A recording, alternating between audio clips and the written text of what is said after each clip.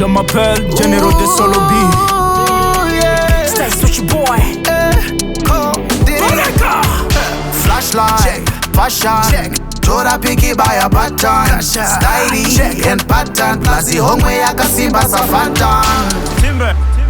Diri kushaina nerudo rwako.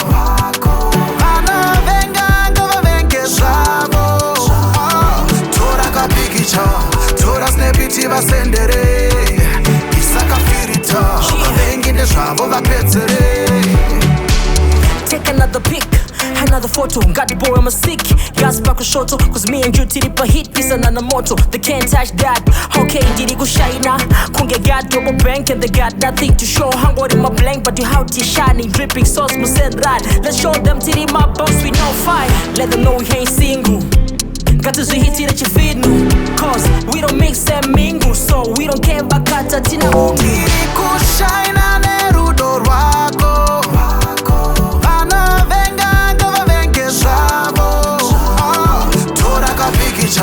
Tora snapiti vasendere.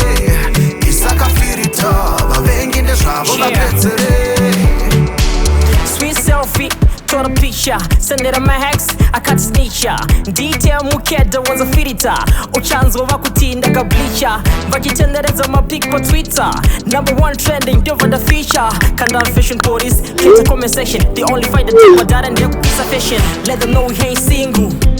Got to hit it that you feed me. Cause we don't mix and mingle, so we don't care about kata tina umi. Diri kushaina nerudo rwako. Ana venga ngova venke zavo. Tora ka Pikicha. Tora snapiti vasendere. Isaka firita.